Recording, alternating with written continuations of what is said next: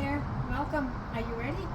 We're at Hanger Clinic and I'm going to go inside and get my second brace. When we walk out, I will be a bilateral user and you'll get to see the whole process. So come on inside, let's go.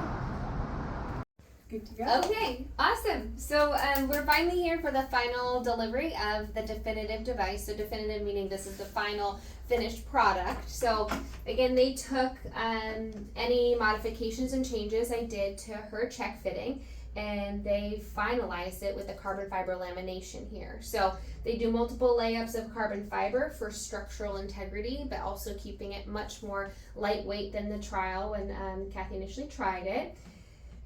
The unit itself is mounted on here on the lateral side, and we've got our kind of fabric intersection here for improved comfort. She has a second liner as well, so she can wash and interchange it for cleanliness and comfort. And then we have a nice molded tongue in the top too, just to help distribute some of those pressures at the thigh portion. For Kathy, we have just the unilateral joint on one side, so it helps reduce some weight, and for her, she doesn't need any more stability at the ankle. And then from here, what we're going to do is we're going to fit this to Kathy and then get to the programming part of it. So let's put it on. Okay, so now the final device is on Kathy. Again, the next step is the programming part of it. So we have our controls here. For me to program the unit, it has to connect via Bluetooth to my particular clinical app. So what I end up doing is we end up turning our Bluetooth on, which you just hold down for a few seconds. It vibrates and illuminates blue. That allows me to identify this particular serial number in the application.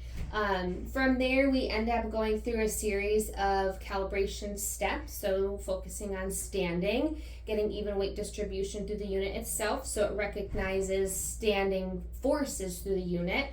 And then from there, we end up, the next step is working on the resistance of the hydraulics for sitting. So we have her sit to stand a few times so we can make sure we get the resistance for where she's comfortable. So if she feels like she's falling into her chair, she might want a little bit more resistance. If she feels like she's waiting for the knee to bend and it's taking a while to get to the seat, then we kind of lessen the resistance there. And that'll be the same resistance for stairs, ramps, uneven terrain, and kind of any type of slopes. But then once we get that established, then we go ahead and we walk and work on a couple more adjustments. So yeah, that's it. Yeah, perfect. That's it. Okay, so the final phase for programming the C-brace is just a single level walking for Kathy. So we look at initiating her knee brace or the unit into swing phase. We typically add an audible beeping feature just to make sure she's hitting the right parameters to initiate into swing. If she's not, then we can work on some more gait training or look into the alignment at the ankle to try to initiate into swing phase a little bit easier.